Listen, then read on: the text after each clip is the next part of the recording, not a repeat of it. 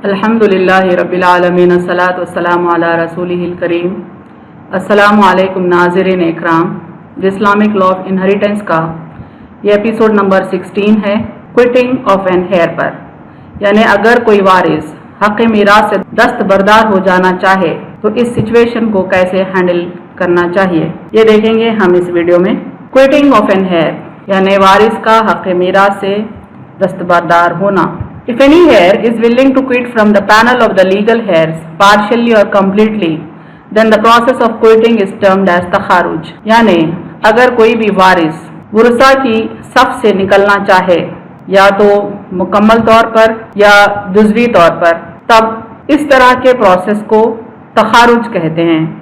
It is derived from the word इखराज which means exit or to quit। लफ्ज़ तखारुज derive किया गया है एक वर्ड से जो कि है इखराज। इसके माने हैं एग्जिट करना या क्विट करना।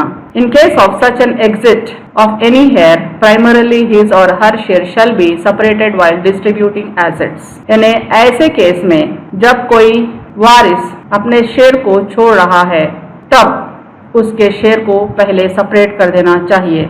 इवेंचुअली के बाद this share shall be distributed among the remaining heirs as per specified proportions. यानी इसके शेयर को डिस्ट्रीब्यूट करना चाहिए बाकी के वारिसों में उनके स्पेसिफाइड प्रपोर्शंस के मुताबिक। यानी पहली बार हमने टोटल एसेट्स में से बाकी के वारिसीन को जैसा तकसीम किया उसी तरह से ये क्विट करने वाले फ़र्द की मीरास को भी उसी प्रपोर्शन में, उसी रेशो में हम बाकी के वारिसीन में तकसीम करेंगे। The condition for the heir to quit is that he or she shall be Sen. यानी हर वारिस क्विट नहीं कर सकता। क्विट करने के लिए ये ज़रूरी है कि क्विट करने वाला आकिल हो, यानी इस कदर अक्ल रखता हो कि वो समझे कि वो क्या फ़ैसला कर रहा है। It is not necessary that the heir in discussion is major यानी एडल्ट और इंडिपेंडेंट, नॉट इन स्लेवरी। यानी ये शराइत में से नहीं है और ये ज़रूरी भी नहीं कि क्विट करने वाला बालिग हो या आज़ाद हो। एक मिसाल लेकर हम समझाते हैं कि अगर कोई वारिस क्विट करता है तो उसकी मीरास कैसे तकसीम होगी। एग्जाम्पल 1 देखें। A deceased has left the husband, यानी एक मरहुमा ने अपने पीछे अपने शौहर को छोड़ा है, द मदर और माँ को भी, एंड एन अंकल और एक अंकल को जो कि फादर्स ब्रदर है यानी चाचा। इफ द हस्बैंड क्विट्स, अगर शौहर क्विट करता है, अपने हक़ मीरास से दस्तबरदार होता है, how the asset should be distributed, तो मीरास की तकसीम कैसे होनी चाहिए। सोल्यूशन देखें। As the deceased has not left any child, husband share will be half of the total asset. यानी मरहुमा ने कोई औलाद अपने पीछे नहीं छोड़ी जिसके सबब शौहर का हक होगा टोटल मीरास का हाफ यानी 50%। द मदर शुड गेट 1/3, चूँकि मरहुमा को कोई औलाद नहीं, उनके भाई बहन वगैरह भी पिक्चर में नहीं है, इसीलिए मरहुमा की माँ को 1/3 ऑफ टोटल एसेट मिल जाएगा।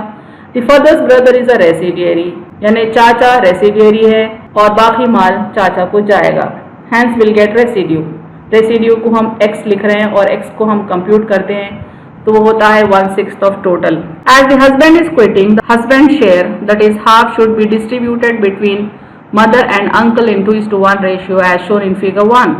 चूँकि husband क्विट कर रहा है और husband का शेयर है टोटल का हाफ, तो वो हाफ को बाकी के शेयरर्स या रेसिडियरीज जो हैं उनके पर्टिकुलर रेशियो में हस्बैंड की मीरास तकसीम होगी। राइट साइड पर देखें पाई डायग्राम। मदर का हक 1/3 ऑफ टोटल है, यहाँ लीजेंड भी देख सकते हैं हम ग्रीन कलर का, और अंकल रेसिडियरी है और रेसिडियरी की हैसियत से रेसिड्यू 1/6 अंकल को मिल गया। ये राइट हाफ मदर और अंकल को चला गया। लेफ्ट हाफ हस्बैंड के लिए मखसूस था लेकिन हस्बैंड ने क्विट करना चाहा, तो जो लेफ्ट हाफ है उसको वही रेशियो में तकसीम करेंगे हम जिस रेशियो में यहाँ पर राइट हाफ तकसीम हुआ है। यानी एक किस्म का ये मिरर इमेज है। लेफ्ट पे हस्बैंड के हिस्से में से अंकल को भी मिलेगा और मदर को भी मिलेगा। तो मदर को पहले 1/3 ऑफ टोटल मिला था, वही रेशियो में यहाँ पर मदर को मिल गया 1/3 ऑफ टोटल वंस अगेन, और फिर अंकल को 1/6 ऑफ टोटल एज रेसिड्यू मिला था तो फिर अंकल को वंस अगेन 1/6 ऑफ टोटल मिल जाएगा। यानी अगर हम सम अप करें तो मदर का टोटल हक होगा 1/3 प्लस 1/3 और अंकल का हक होगा 1/6 प्लस 1/6। وآخر دعوانا ان الحمد للہ رب العالمین.